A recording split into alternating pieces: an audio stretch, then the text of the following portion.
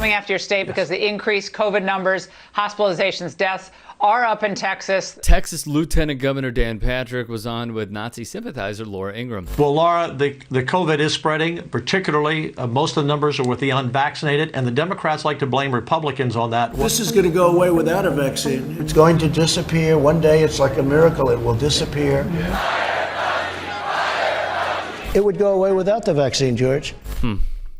Gee, I wonder why a blue-thinking politician would state such things, Daniel. My, oh my. Well, the biggest group in most states are African Americans who have not been vaccinated. This guy cannot be serious, man, except he is. It's a strategic playbook Republicans have followed for centuries. When in doubt, blame minorities for all of life's problems. Kung flu, yeah. Some people call it the Chinese flu, the China flu, right? They call it the China as opposed to the China.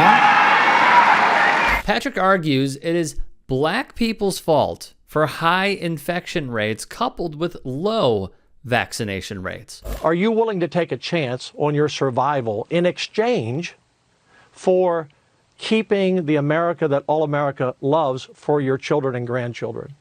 And if that's the exchange, I'm all in. Yet says he would sacrifice himself for the American economy. Fact-checking Patrick's demented words of black people driving cases of coronavirus to mitigate the harsh reality of the situation, the latest data from the Texas Department of State Health Services shows that the African-American population there is not driving the increase in cases. While vaccination rates are low among black Texans, the highest coronavirus case rates are among whites and Hispanics. Do we expect anything less from Patrick, a former right-wing radio host who told his audience that immigrants are pathogenic marauders? The number one problem we are facing is the silent invasion of the border, he once told a small golf club gathering. They are bringing third world diseases with them, he added misleadingly, citing tuberculosis, malaria, polio, and leprosy. They're going to allow 6 social justice messages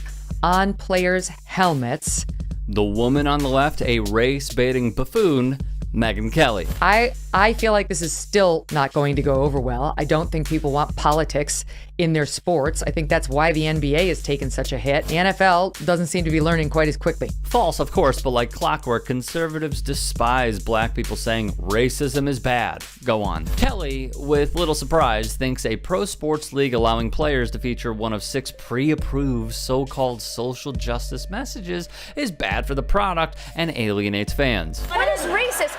Because truly, you do get in trouble if you are a white person who puts on blackface on Halloween, or a black person who puts on whiteface for Halloween.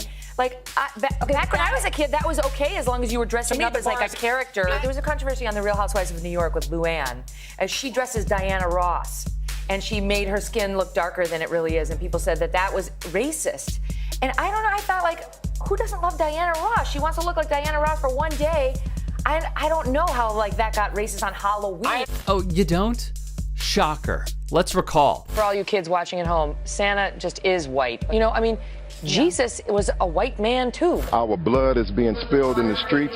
The blood of Alton Sterling, the blood of Philandro Castile. Let's take us back to Mike Brown, Darius Michael Robinson. Brown was the aggressor on the police officer. No, it was not. Megyn Kelly being racist? Clockwork. We have some terrible people coming in, not only from Mexico, they're flowing through Mexico, through the border, but they're coming from all over. And they are killers, and they are... So Kelly, the big talker that she is, stood idly by as an insurrectionist made these comments. Lest we forget, Kelly said the black community suffered from a thug mentality where it's cool to sort of hate the cops and be somebody who doesn't necessarily prize being there for your family. When Michelle Obama talked about the toll of discrimination against black people in a commencement speech, Kelly argued that her speech played into a culture of victimization. I call it Cupcake Nation, she said. Ah yes, but where were we? That's right, a racist talking about the black national anthem. Up next, on Kelly's show, Mel Gibson's thoughts on the horror.